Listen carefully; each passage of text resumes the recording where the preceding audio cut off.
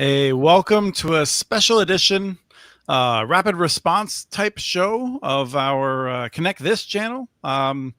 Because of the new BEAD rules and a lot of stuff going around, we wanted to put together a panel of experts that have a diversity of experiences with this program and talk with them. And I'll be asking them if we should still call it a $42.5 billion program. So let me introduce them. We've got Lori Adams here, who is Nokia Vice President of Broadband Policy and Funding Strategy. Welcome back. Thanks, Chris. Great to be here with you guys and looking forward to the conversation with Heather and Blair today. Thank you. We've got Heather Mills from Tilson, Principal Consultant at Tilson, and someone who's been on fairly recently to talk about this stuff and defend the state broadband offices, among others. Nice to be here, Chris. Looking forward to the conversation. Thank you. And then we've got Blair Levin, a man who wears many hats and is an equities analyst at New Street Research, and someone I just like to pick his brain. So welcome, Blair. Thank you very much, Chris. Always a pleasure to be with you and with the others. Before we dive into it, I did want to say that I've been talking with Drew over at Broadband Breakfast, and we are trying to do more of these things when there's breaking news, which is to say, hopefully not super often, because often breaking news isn't great news, but we are working with them, and I wanted to note they have an upcoming Speeding BEAD Summit that's going to be diving into the most pressing issues around accelerating the BEAD program. So I know that, Lori, you're going to be there speaking on it. They're going to talk about the new guidance from NTIA. We're going to have members of commerce, state broadband officials, top industry leaders. You can be there in person or online, but space is somewhat limited. People should check out broadbandbreakfast.com/ and then the letters SBS. So for the Speeding BEAD Summit, and also you can plan on future shows in which Drew and I are trying to interview people and get caught up on some of the things as they are happening. For instance, it would surprise me, hopefully I won't be on vacation, when the Supreme Court decides on USF. That would be a good time to do a rapid response show. So we are here. The new BEAD guidance is out. We've had a chance to digest some of it. And it looks to me like we've gone from priority projects to participation trophy projects. And so let's talk about first reactions. Let me go first to you, Heather. What was your first reaction upon actually getting to see the new rules? One word: yikes. Yikes. Who wrote this? So there you go. We'll dive in a little bit more later. Okay, so you didn't come away from it feeling like this was a well thought out use of more than 100 days time. Don't put words in my mouth exactly like that, but I think administratively there are some significant challenges, but I also think that there are avenues around those challenges. All right, Lori, what was your first reaction, and were you able to talk, or were your teeth just knitted together? Yeah, my first reaction was this is incredibly significant and impactful to the program, right? I mean, I think those of us who have been talking about this for months of what is to come, along the lines of possibly a national cap, I don't think anyone really thought long and hard about the lowest cost bid being a sort of the way that this would go. And so that was my take, was that this is significant and impactful. And Blair, first reaction? Well, admittedly, I work for Wall Street a lot. And so I think in Wall Street terms. And when I started reading the press release about the benefit of the bargain and how important that was to Lutnick, I realized he's 100% right. I mean, Musk invested just $250 million in the campaign, and he's getting a rule that will make him billions. I mean, that is definitely the benefit of a bargain. Great bargain for him. Yeah, that's one of the things that is interesting, is that you have a bunch of news coverage about this, and all of it has to talk about an argument between two people masquerading as adults on public or on social media. So we'll see what happens with that, and where this goes between Musk and the president, who apparently are still not made up. I'm curious. We've all been talking about how LEO and the terrestrial fixed wireless are winners. And I'm curious if we have a sense of who won more on that. If we can predict that, or if we need more information, what information might that be? Also, I have a number of questions here, and people can put their own questions in the chat, and I'll figure out how to integrate them. Who won more? Blair, let me start with you on this one. So I think satellite probably won more, but one of the interesting things in the new rules is the way they allow unlicensed wireless to participate, but that requires changing all the maps.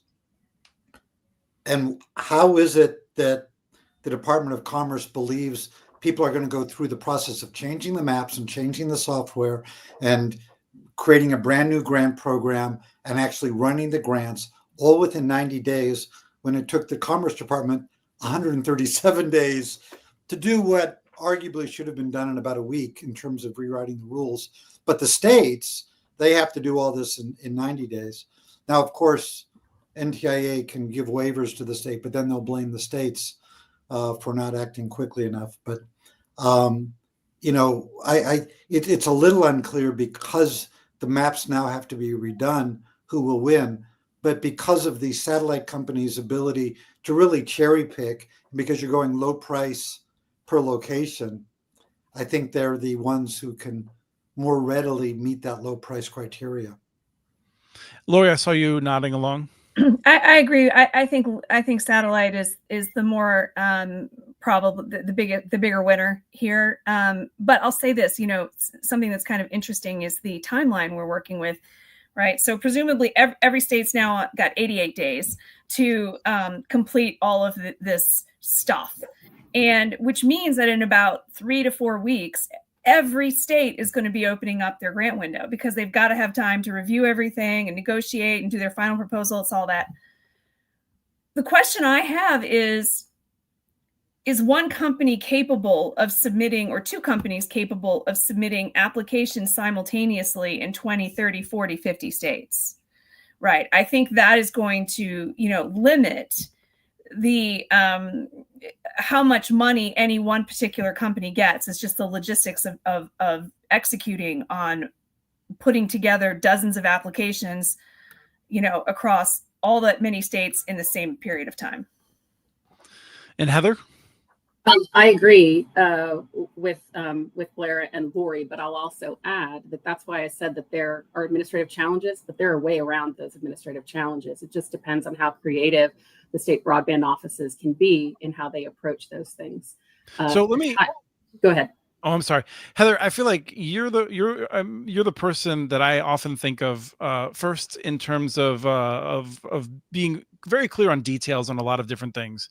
Different states have taken different approaches to how they put together project areas, in terms of how they bundle different locations together and that sort of a thing to have a one bid on all of those.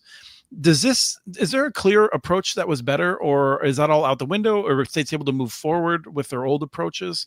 How does all that work just in terms of administratively figuring out how to bundle these different locations together?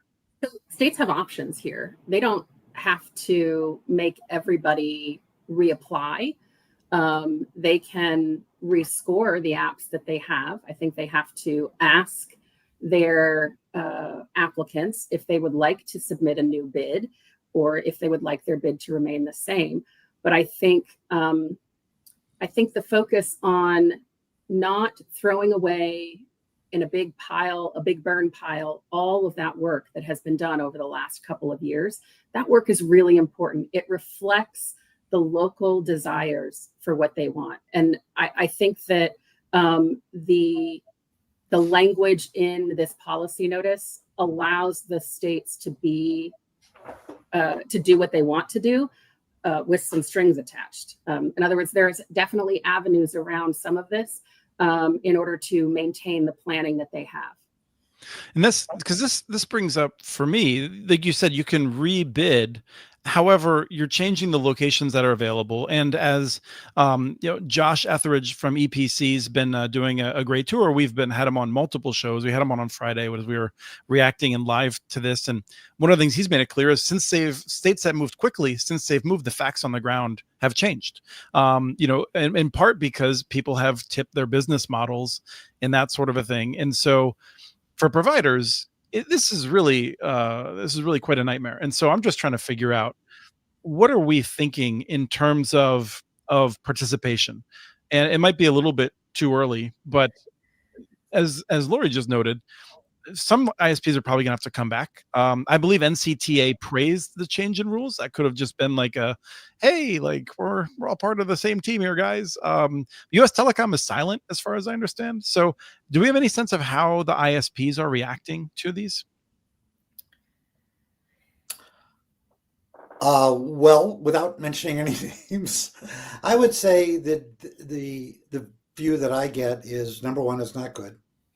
Number two, what a horrible waste of time. 3 years of work, bazillions of meetings with state officials, working out problems extensively on mapping and other things. So there's a level of kind of somewhere between depression and anger. But I think the rational point of view of a lot of the carriers is it may not be worth it to bid. And there are a couple of different reasons for that. Number one, you got to look at the maps all over again. There's going to be more Swiss cheese holes in the cheese, which makes it harder for the carriers who have a certain kind of, shall we say, there's a certain kind of territory which makes sense for them, but a bunch of holes in the middle doesn't make sense for them. But for the satellite guys, it's perfectly fine. It doesn't change anything. So the satellite guys have that advantage. Secondly, the satellite guys have a bidding advantage in terms of price, because the terrestrial carriers, there is a very clear deployment cost. For the satellite guys, we're not really paying for deployment. In fact, I'm not sure what we're paying for, but I think it's to reserve spectrum. But here's the irony of that. If you're reserving spectrum, what you're fundamentally saying is, we serve this broad area in the rural area. Some people can afford us. People who can't afford us don't get us. But now we're going to reserve spectrum so we can serve the people we aren't currently serving. Well, but then what happens to the people you were serving who could afford it? Because, and by the way, will any of the new customers in rural America actually get it? If they couldn't afford it before, you're not under any price regulation regime. So they still can't afford it. Now there will be some subsidy. I think it's in the appendix on the LEO saying you have to give the equipment for free. Okay, $500, that's fine. But what's to prevent them from saying, okay, we think we'll keep this customer for at least 24 months, so we'll just charge them an extra $20 a month. Nothing in the rules would prohibit that. So is it really for free? I truly, at the end of the day, I wonder, again, I think with these things from a Wall Street perspective, what is the government buying here by giving money to satellite?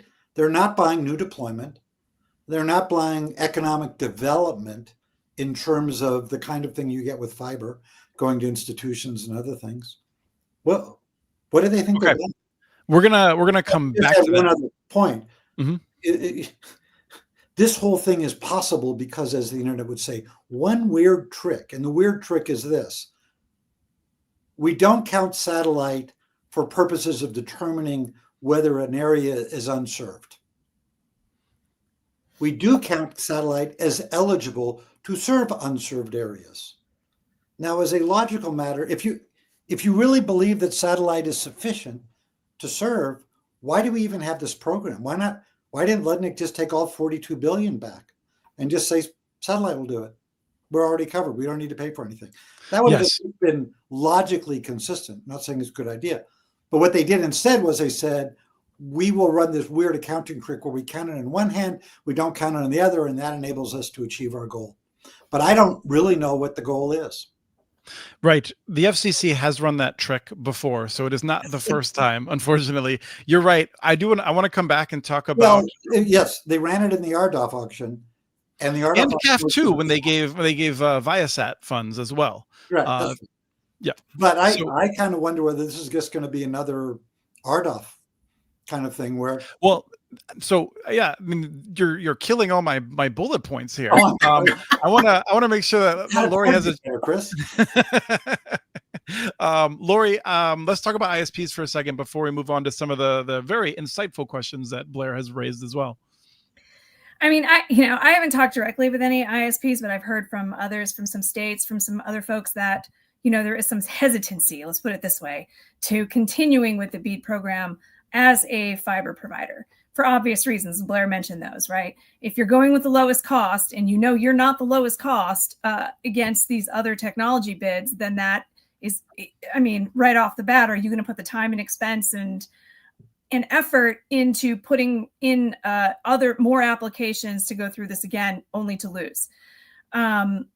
I think that's going to have a significant chilling effect on the applicant pool. And it's kind of ironic, given the fact the benefit of the bargain round may actually reduce the number of applicants for that reason. And we haven't really heard much yet from the provider community at large. I think, everyone's digesting the guidance from last Friday, and it's Monday after. So, but I think that's a reality. I think that's how rampant that is, how impactful it is within the applicant pool. We don't know yet.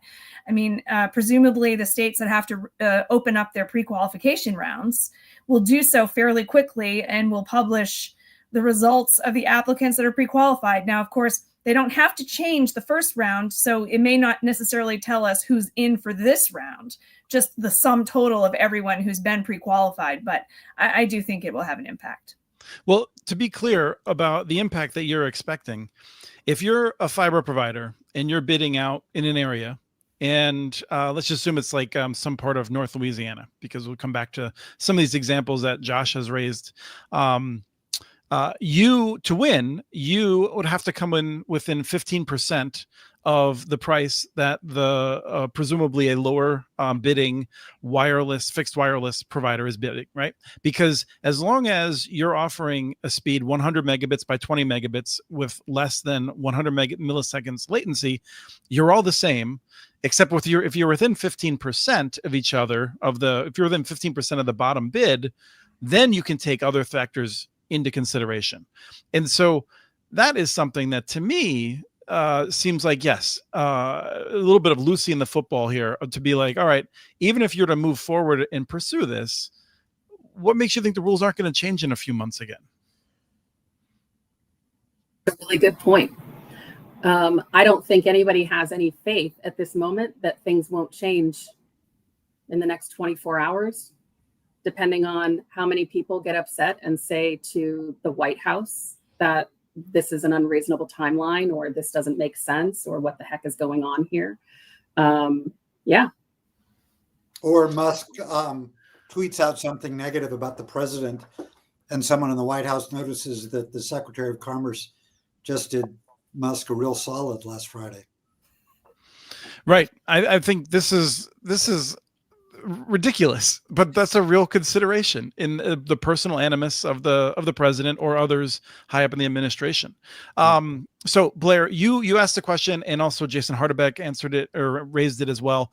When I spoke with Evan Feynman this morning on the Community Broadband Bits feed, I asked him that because I've complained about this often. And the answer basically that he said is that, like you said, Blair, they're reserving capacity. Now, what that means in practice is that there's a contract. And if a person within that's at a location that is a part of the deal, then they would not be able to be put on a wait list, for instance, whereas presumably others would be. So you're bypassing the wait list, and then there's some sort of contract that should be enforcing that you're really getting the 100 megabits down and 20 up. Seems rather unrealistic based on the actual performance that we've seen, that one could guarantee that. Now, certainly algorithms could figure out how to prioritize and deprioritize and that sort of a thing. That's what we're paying for. And at $3,000 a location, or, Blair, because you went through this in one of your notes in terms of what we've seen from public bids elsewhere for satellite per location, that seems like a pretty high price to pay. Well, I would think, and let me just say, not to go too deep into the weeds, here's what's going to happen 3 years from now. Satellite's going to win a bunch.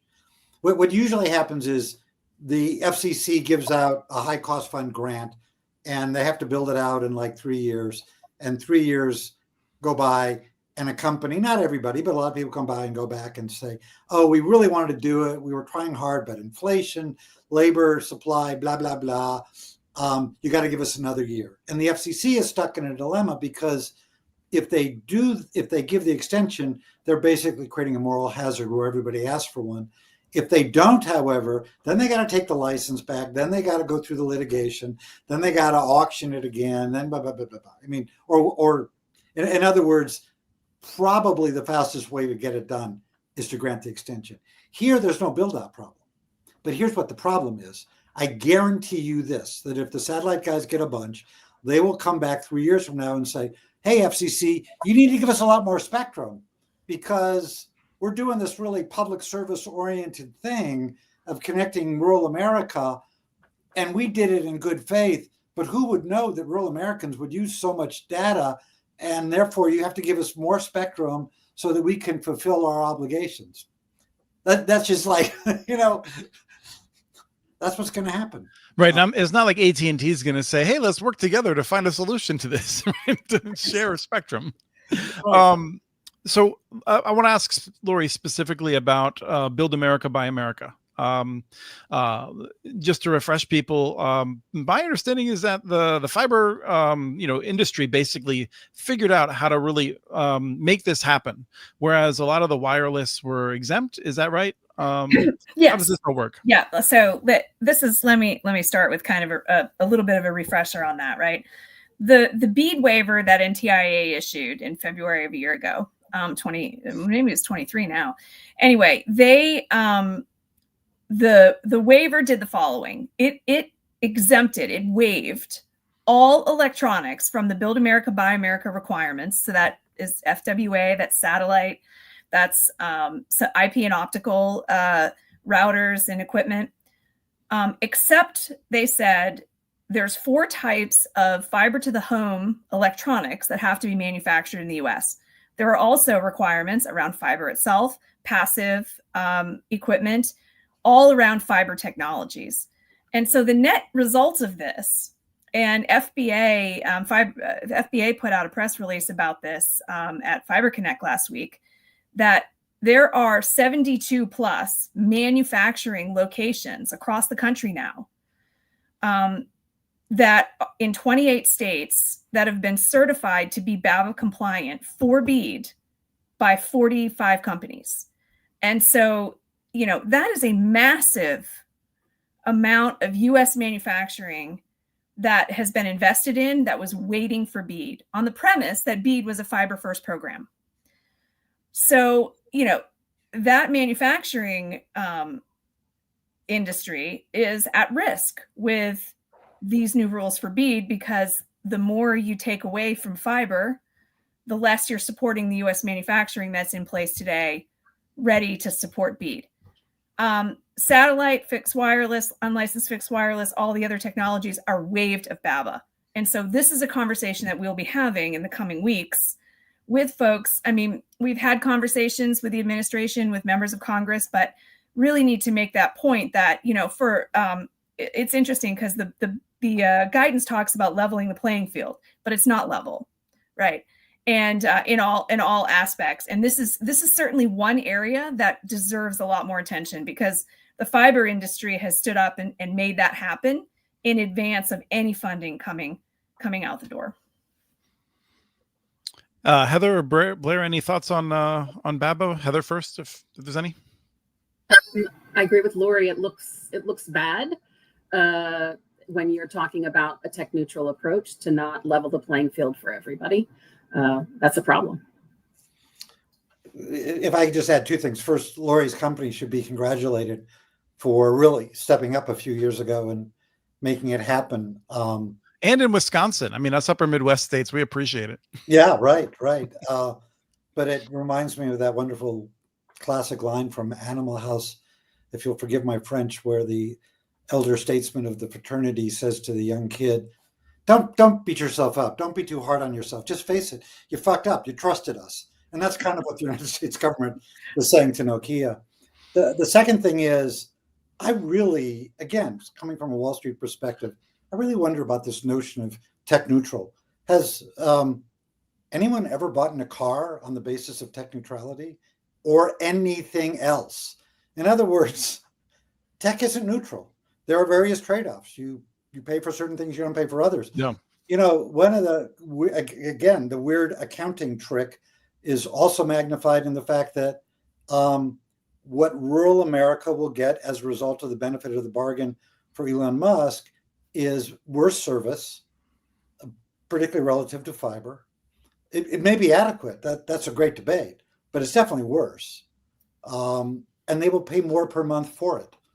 So in a sense, the government is saying it's just the capital expense price we pay in this auction. It's not the total lifetime. So if you were to buy a car, you know, for $20,000 that needs a maintenance job every month and gets 10 miles a gallon, as opposed to a car that is $30,000 that only needs maintenance once every 3 years and gets 100 miles a gallon. Well, you know, I know how to do the math of that. The second car is cheaper, but under the math of this Department of Commerce, the first car is cheaper. Yes, and functionally equivalent, which actually reminds me of a wonderful YouTube ad back from 2005. When Lafayette, Louisiana, with one of the most outspoken mayors ever, was responding to Bell South's attacks on its efforts to build a network, and they had a competition, and they had Slick Sam, the car sales guy, out there, and he said functionally equivalent. He had a very nice car and a broken down bicycle, and was arguing about that. Elizabeth Sander in the chat just notes that, you know, this whole tech neutrality thing. If you live in the Appalachians, like tech neutrality, like I don't even know how you figure out what's neutral when you have the inability to see much of the sky. So there's real problems with that. Go ahead, Lori. You know, when I was doing consulting before the pre-pandemic timeframe, and I was working with a community in northern Vermont near the Canadian border. And I was interviewing folks and talking with people in the community. And this guy told me, he said, you know, I pay $300 a month for my internet connections. He says, I subscribe to satellite, I have a copper line, and I subscribe to fixed wireless. And I do that because I hope that on any given day, one of them will work. Yeah, I believe it. I want to talk about the non-deployment funds before we go too much further. This is a thing that I think gets us into a conversation about also where this is all going and what the point of all of these changes are. I think it kind of tips their hand. But states were allowed to spend up to 5% of the funds on various activities that include workforce development, as well as a variety of other things, including getting devices in people's hands and trainings and things like that. That appears to be pulled back, although we're waiting for further guidance on it. What have you picked up from it, Heather? I've picked up from it that a few people are slow to understand what digital equity was meant to mean. Perhaps maybe the words digital opportunity makes more sense. But I do believe that the administration does understand the value of the purpose of that portion of the funding. And based on the policy notice, it looks like they are trying to figure out what their next steps are. So to be TBD on their end. That's what I took from that. Interested in other people's perspectives as well, though. Blair? Ludnick and others on the Republican side have been talking about getting back some money for some time. So I suspect that further guidance will be, you have to give us the money back. We're not interested in funding those things. There is a difference, a philosophical difference, I guess, between what I perceived of as the Democratic approach, which was really about a whole ecosystem. Networks are important. Affordability is important. Digital training is important. Hardware is important. All of these things are important. Whereas the Trump administration appears to be of the view that the only thing is connecting a home. And look, there's the potential to connect a home. A potential to connect a home, right. because they may not be able to afford it, they may not have a computer, and they may not have the skills. And so the clawback of that money, I think, is very problematic for the broader ecosystem goals. I think, by the way, it's also, again, bad for the carriers. Even if you didn't win, carriers benefit when there's a larger addressable market because people are trained, people have the hardware, etc. So I think it's a big problem. And here too, you have, like in the state of Louisiana, there were a lot of things that they thought they were going to be able to do because they were consistent with the law, and they would be able to fund other programs. And I have no idea what that is, but it kind of reminds me of the Doge thing where they just break contracts all the time. And, companies rely on the government. And I think that when you undercut that reliance, it makes everything much more expensive. Lori. I think it's going to be pulled back. All the money. Non-deployment, yeah. I have to assume it's the same thing. I mean, this gets to the heart of the matter of what are we doing here when states were deploying this fund. I mean, what Rye was just sharing with me, that Arkansas had 99% of locations met at like 60% of the budget. That's not the right number, but it's in that ballpark, right? And go ahead, Lori. I was just saying, I mean, I think, we've been reading the tea leaves for a while on this. And if you start thinking back, 6 months to when Louisiana first announced their awards, everyone was surprised by how much money was left over. And, I think there was a feeling at the time like, whoa, how many other states are going to end up with this kind of money back? Did we overspend? Is it too much? Especially with all the aggressive build out that's been happening, and the amount of homes, the number of homes has been reduced in half from when this program first started. So I think it's going to be clawed back. That has to be the reason that we're looking at this, is that the people, like Secretary Lutnick specifically, I think, wants to find ways of returning money to the Treasury. And this gets us to, I think, a question that I want to pose first to Blair, which is, to me, this just, anyone who's paying attention to the news can tell that we have a situation in which this faithfully executing the laws as charged in the Constitution is being stretched to its breaking point. I don't know how one takes this program, which was designed in this way, and then unabashedly, I mean, if you read through, it is very clear that this is about saving money that Congress has appropriated solely for this purpose, so they can not spend it in that way.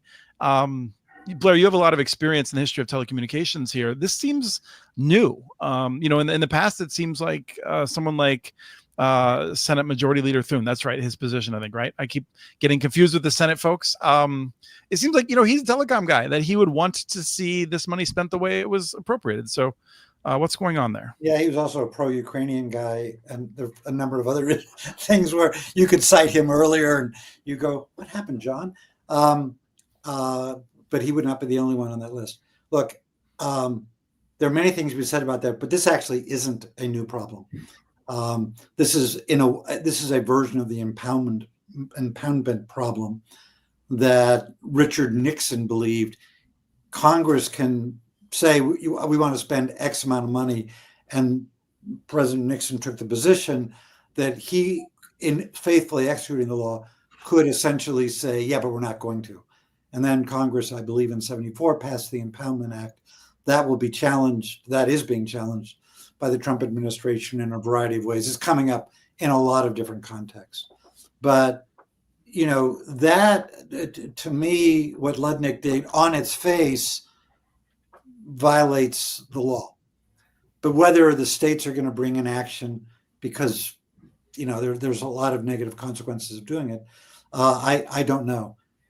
To me, the bigger point about what's violating the law is that in the Communications Act, and one of the most important sentences in the Communications Act that I will not quote from memory, but I'll get it roughly right, is that rural residents should have reasonably comparable performance and pay reasonably comparable rates. Of course, the word reasonably can be interpreted in a lot of different ways. But BEAD was designed to be true to that. I don't know how you look at what Ludnick wants to do and what the likely results will be, and say that we are going to achieve that congressionally set goal. It's not going to happen. So, Lori, any other thoughts about this program pulling that money back, as you noted, seems to be the goal, and reactions to that? I mean, I think, I think right now the focus has to be on the primary program. And there's an argument to be made on non-deployment, of course, to fight for it. It's important. There, it's there for a purpose. Mm-hmm. There's all kinds of things you could be doing with that, including infrastructure build out to support AI and data centers and other things, right? Middle mile is the one that you hear most often talked about, that the middle mile program, there was only $1 billion and they got $5 billion worth of applications. That is a easy win-win on the infrastructure side. However, right, the program in front of us. And, one of the things that we haven't talked about, Chris, and is the impact across the industry, right? It's not just the customer, the subscriber, the end user that is impacted, but the entire industry that has been waiting for this program to launch. And you mentioned Josh with EPC there, they've been very public about the impacts of the delay on their business, waiting to serve the deployment timelines in Louisiana. What happens with the shift to more LEOs? What happens to those construction jobs, to engineering jobs, to the folks that have been sitting on the sidelines, aside from all of the BABA technologies, but the industry as a whole? I think there's going to be an impact here. Yes. And then Heather, any concluding thoughts on that before we jump onto the next topic? You're muted. I muted you earlier because of the keyboard. Haha. My apologies. Go on to the next topic, sir. We're good. Yeah, I'm curious about 90 days. So let's talk, Heather, about what happens over the next. States have 30 days to do the initial proposal. They have 90 days to get it all done. The first thing I saw was Secretary Litnick on Friday, or in his testimony actually on Wednesday. The first thing I saw was him saying, we are absolutely going to get this money out until 2025 at the end of the year. And the next thing I saw was an email in my inbox from Blair in which he said, 2026, maybe. So what's happening in the next few months they have to get through here? A cold glass of ice water poured on some heads as they begin to understand that government is purposely slow, one. Two, they've set up a timeline that is, if you were living and operating in corporate America, would probably be something that could get done. In this case, though, we've got a number of states who haven't finished procurements yet to get the help that they need to do this work. And your first demarc is actually June 20th take 2 weeks off of that 90 days, friend, because you need to get, or 3 weeks, because once you get the data, you've got to update your maps or do whatever you're going to do there.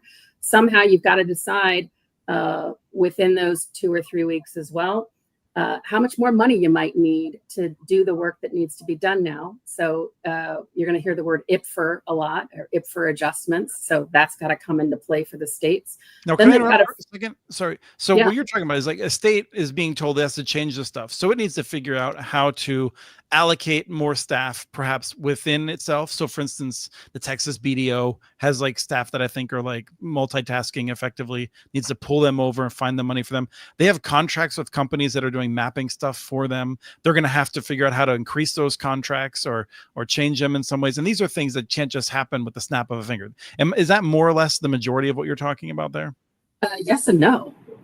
So there's that problem. And then once you get all of those little things, little problems figured out, you then have to also figure out about the unlicensed fixed wireless piece for the maps, how you're going to do the notice there, if you're going to do the notice there, how you're going to have those conversations with them when they find out that if you've chosen as a state to not update your maps, how that's going to go.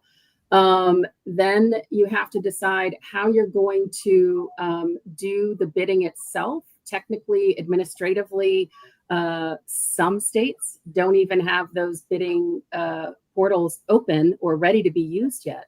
So to a certain extent, I looked at this and thought, yikes, who wrote this? Because I found it to be quite callous meaning callous against the people that are actually doing the work, that have done in the state broadband offices, and the teams of people that work with them to help achieve those goals.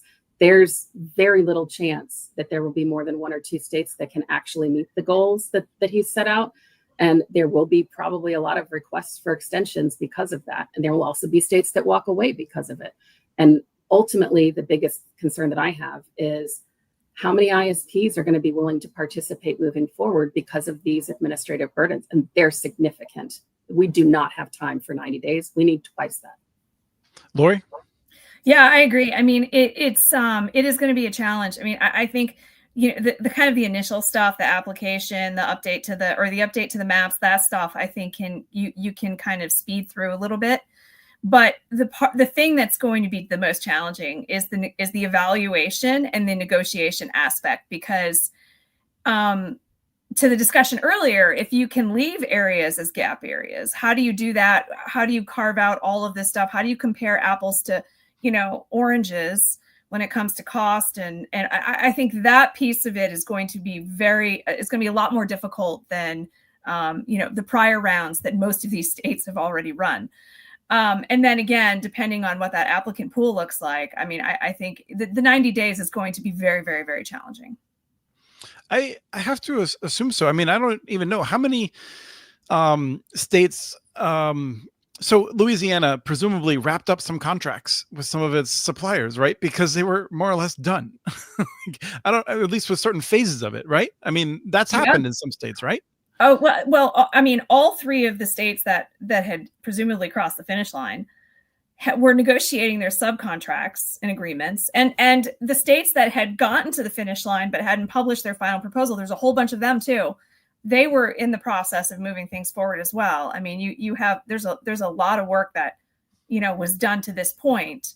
And I think, you know, one thing I just want to quickly recognize is the incredible work that these states have done to get to this point. I mean, they have jumped through every hoop, every, you know, everything that's been thrown their way, and done it with amazing professional grace, right? And they've done a great job of this. And so I bet against them at every opportunity. I mean, I've been wrong over and over again. I mean, not because I wanted them to fail, but because I thought we would see states not able to attract the right people who had the right knowledge in the right time frame to get all this stuff done. The states have gone through a remarkable amount of work to be able to meet the requirements. Blair, regarding the ability to meet the calendar in 90 days, I am curious about the federal government's ability to do this. On our show on Friday, when I was talking about it with Kim and Doug and Travis and Josh, one of the things, and then Alexis Struby joined us as well, who had a great analysis over the weekend. We were talking about, is the federal government just going to rubber stamp whatever comes back because they just don't have the capacity to really go back and forth on this stuff? That's a really interesting question. And one of the things that is characteristic of really bad strategy is if you assume you do X and then everyone just agrees, because that's just not the way the world works. And you see this in the tariff litigation or the tariff negotiation. Let me see, we're getting pretty close. How many deals? Not 90 deals in 90 days. How many do we have? Like none. There's always another side. And right now, actually within the next 48 hours, I predict very confidently that lots of states will be getting together and going, what are you going to do? What are you going to do? What are you going to do?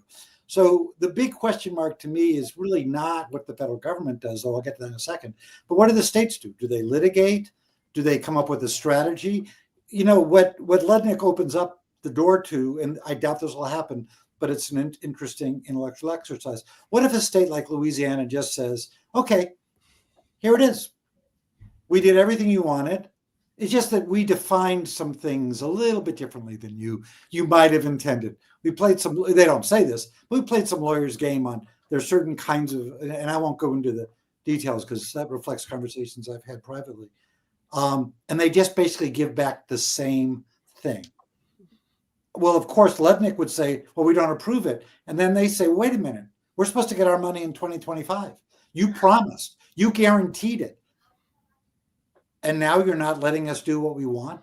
In other words, how confrontational do the states want to be? Do they want to do it individually? Do they want to do it through some kind of collective action? There's a bunch of variables in the next 3 weeks that will determine. if all 50 states were to write a note saying, your timetable is completely unrealistic for the following reasons, what is Lednick going to say?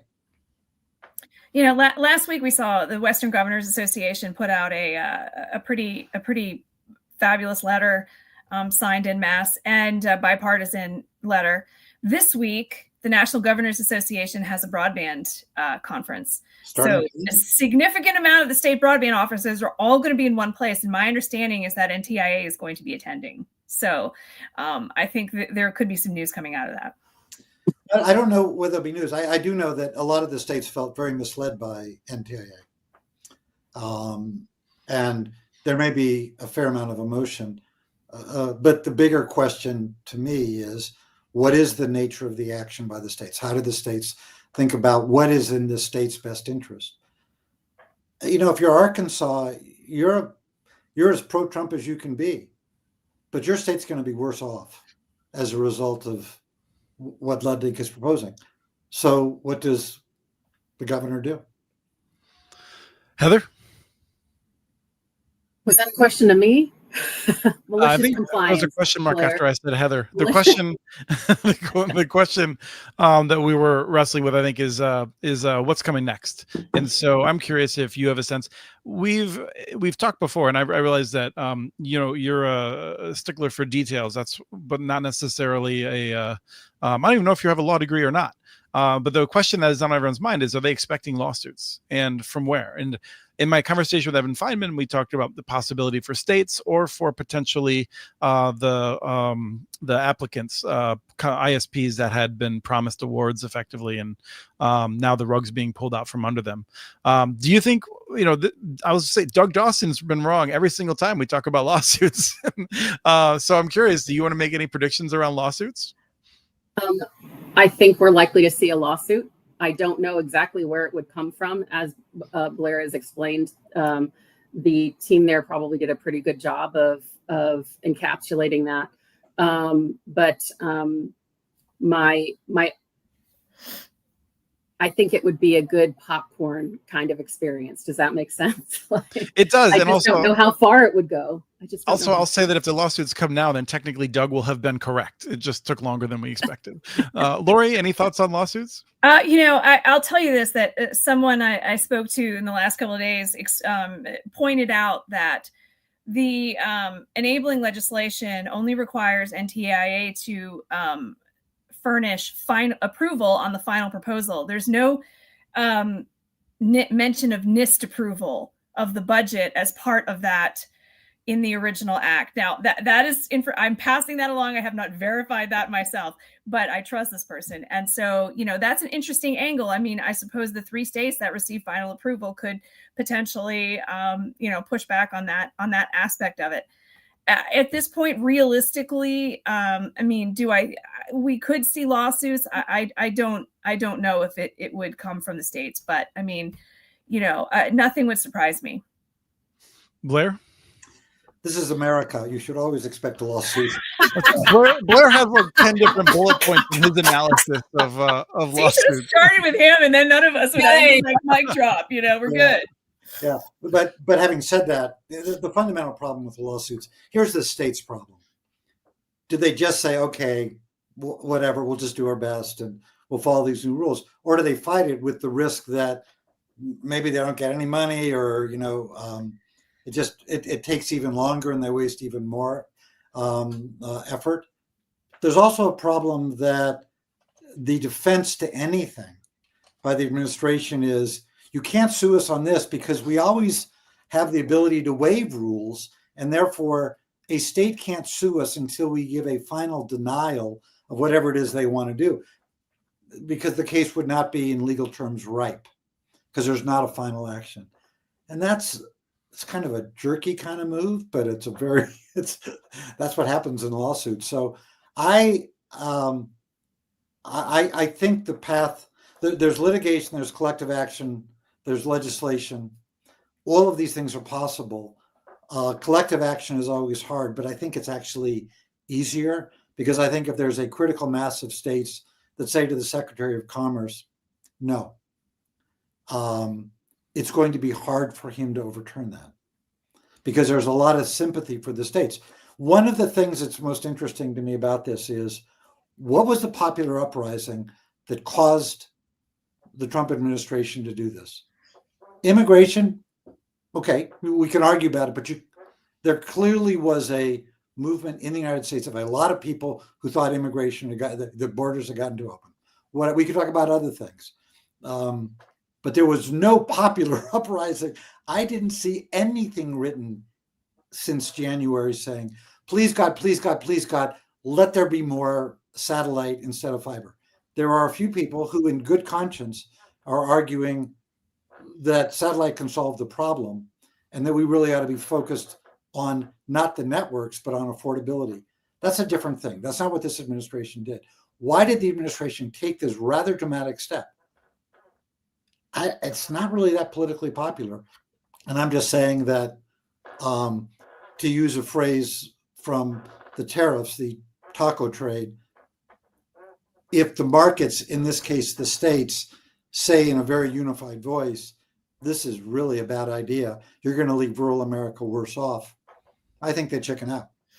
I think that's especially now. That's why the feud between Musk and Trump has been in every story, because everyone believes this is not a rational analysis. This is about someone who's politically connected getting his after investing in the campaign. Now, benefit of the bargain. With the time that I have left, I want to make sure we talk about a couple of things. One is, I don't want people to walk away thinking that we don't think fixed wireless is good or cool or whatever. But I will say that, like Blair mentioned RDOF 2, I'm deeply concerned about the level of what I would consider to be approaching fraud, let's just say, for reasons of not upsetting anyone, but where we have experience with basically having an auction in which we say, hey, we're not going to vet your tech, and we're not going to vet you until after the bids are made.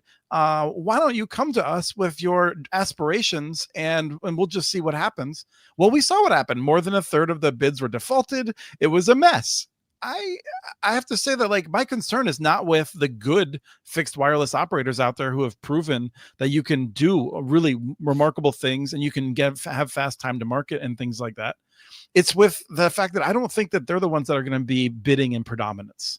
I think they're going to be overwhelmed by people that are playing games. And I'm curious if anyone else has a reaction on that. Well, I'll just start by saying, number one, like if one were to write the correct history of why there were such problems getting BEAD done, they all go back to the original sin of RDOF. The Congress did not want to repeat the problems of the RDOF auction. Now, there's a lot of different ones, including horrible mapping, that maybe won't be duplicated here. But one of them is, there is a problem with the reverse auctions. And I'm a big proponent. I thought reverse auctions were a good idea.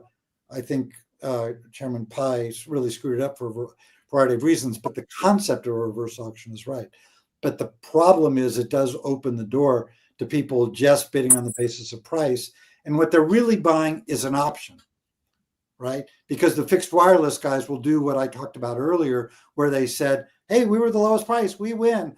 2 years from now, they go, oh, well, it's taking a little bit longer and our coverage isn't quite as good, but it'll get there. And by the way, if you try to take the money back from us, you're going to delay deployment, not improve it. So that's just an inherent problem in these things, and there are various ways of dealing with it, but it's a big problem, and this could be RDOF 2.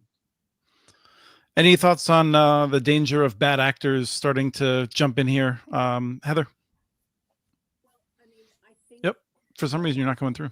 Can you hear me? Yes, now I can. There you go. I think one of the interesting points is, you brought up the idea of defaults in RDOF, where they had the avenue and such.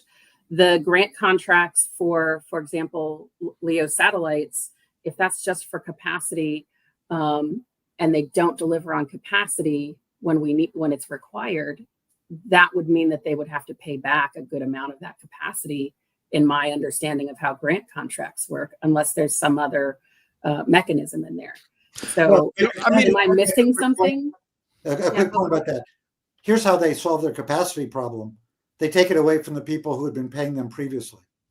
So from a rural America perspective, and raise the price. Yeah. and they raise the price. So it's Right. And I'll just also say, I mean, this is the problem with the Federal Communications Commission, but the good folks at University of California, Santa Barbara have run an analysis and found that all those CAF2 places, or all the CAF locations that AT&T supposedly did, most of them don't have service today of any kind, let alone the kind that they were supposed to have upgraded with the billions of dollars. So we don't have a good record of actually holding people to commitments. At least the Federal Communications Commission does not. Maybe NTIA would. I haven't seen any evidence of that through the ARRA program, BTOP, and where there was also people who did not live up to their conditions. Right now, we have Maine's 3-ring binder not living up to its conditions and just skating along just fine. So I mean, there's a history of this, of expecting that you will have a get out of jail free card of disinterest from a future Congress or future NTIA or whatever. Lori?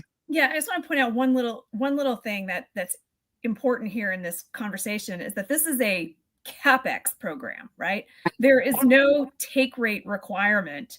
You don't have to achieve subscribers, right? You just have to be able to pass a location within 10 days of when they call you at the end of the 4 years, according to the new policy guidance.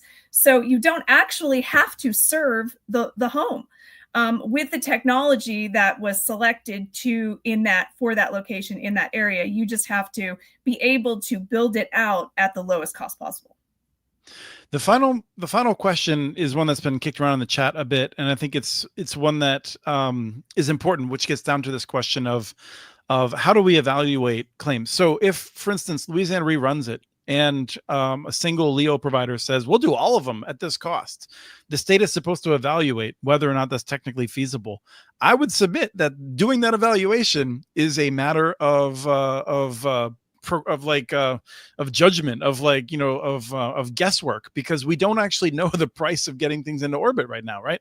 Like a fair amount of these models are predicated on the idea of future rockets being more efficient and launching heavier payloads into orbit at lower prices. Starship keeps blowing up.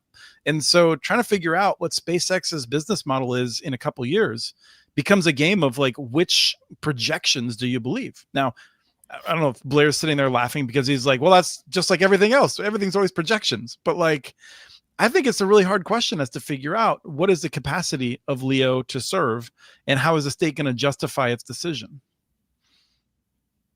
And how do you do that engineering study in the time that you have?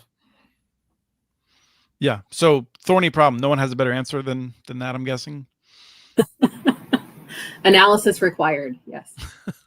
And so this just gets down to this question then of to some extent, this seems like it becomes a game between fixed wireless and low Earth orbit satellites, trying to figure out how to divide up, and perhaps some fiber operators trying to guess where no one else is going to bid, or perhaps waiting to find out till the state broadband office says, hey, we don't have anyone in these areas. Can you put something together? Because, I mean, are you going to really put together a bid package in an area where you're supposed to come in at within 15% of whatever a fixed wireless operator claims? The proof is always in the pudding, but that's, as we were talking earlier, the participation, the great irony is that the Biden administration adopted a bunch of rules. We could argue about the validity of the rules, but the carriers said these rules will suppress bidding. In fact, we got very robust bidding in most places. Now, the Trump administration, and the Republicans, which were very critical of those rules, saying it suppressed bidding, they are doing the thing that is going to suppress, I am guessing, is going to suppress bidding significantly more. And the last question is cable companies. And I'm curious because I think I've just assumed the cable companies really took it on the chin here and would be less competitive. Is there anyone who has anything else to offer? I think that's right. I mean, any wireline provider is going to be at a cost disadvantage to LEO. Yes. And LEO literally will be one price in one state and another price in another state, despite the fact that presumably those prices should be pretty close to each other. I can imagine some variance, but not a lot. And yet we'll see that. Yeah, the more that the carriers do not participate, the higher the LEO price will be. right? I also think Yes. it's important to point out, I don't think that there's anybody that out there that thinks that LEO satellite can handle everything all at once. That is not the case. I think it's really more of a how much of a mixture based on the scoring, the requirements, and capacity. But that capacity calculation is, for me, the biggest piece, and will be one of the more challenging aspects of the puzzle that each state has to put together, especially if they really don't like the idea of using satellite. Heather, with respect, I'm going to say that it's not about that. It's about people's desire to believe what they want to believe. For example, there were a lot of Tesla shareholders who really believed in 2017 that we'd have fully autonomous vehicles by 2018, I think he promised. So in other words, if they write a piece that just says, due to Moore's law and 1,000 other things and AI and quantum computing and all this, our capacity is going to be tenfold in 3 years. I mean, I'm not in a position to evaluate that. That might be true. But my point is the states will have to make a determination, and then it's a matter of faith. And I would just note, Lutnick himself adopted this view on tariffs. Just trust Trump. Just trust him. He's a genius business guy. I think the equity holders in the 6 bankrupt casinos and all the other ventures might disagree with that. But this, what's the state going to do if Starlink comes in and says, we can cover everything, we have no capacity problem because our engineers are geniuses? Right. I'm in agreement with you. I don't think that any LEO satellite provider can walk in and say that to any state. I think that they have trouble meeting their capacity requirements right now because of the long wait lists that are out there. And so, if anything, we should be looking at what is the overall 30-year cost of a LEO satellite deployment versus the 30-year cost of a fiber deployment or a wireless deployment, and having the conversation that way in that long-term time value of money way, in order for people to truly understand the differences. That's not what the new rules ask for, right? Exactly right.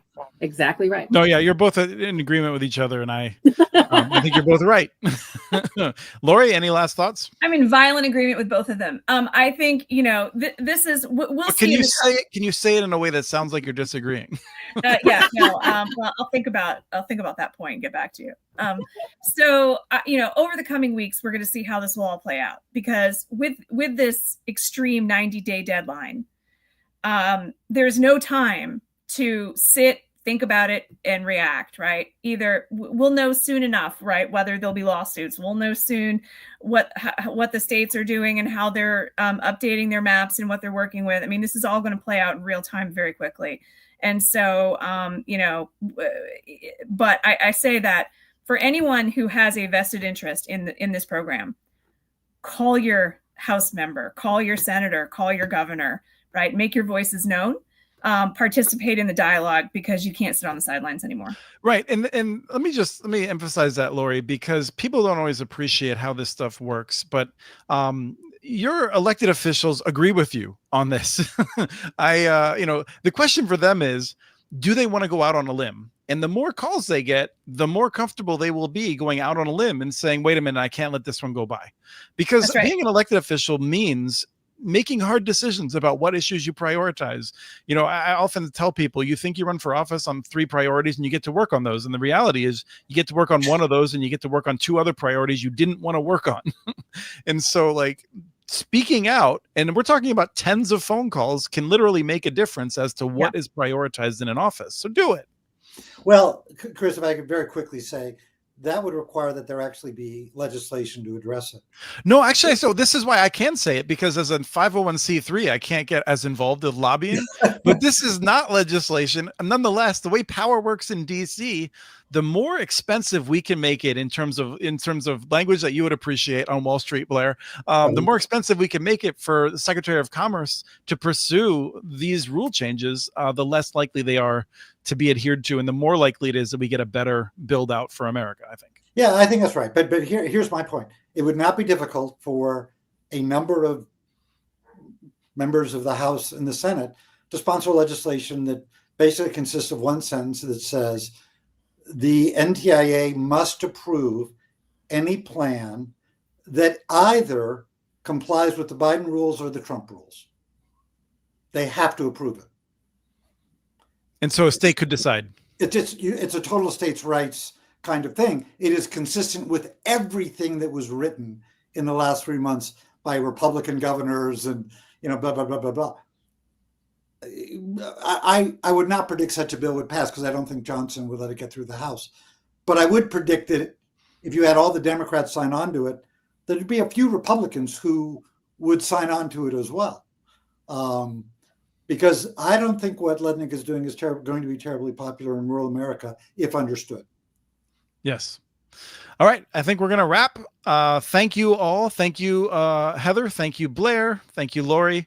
I want to thank my team, Ryan, Jordan, for jumping in to be so available for these different multimedia shows as we explore what's happening with what we thought would be the largest single expansion of internet access in U.S. history, and may or may not be when this is all done.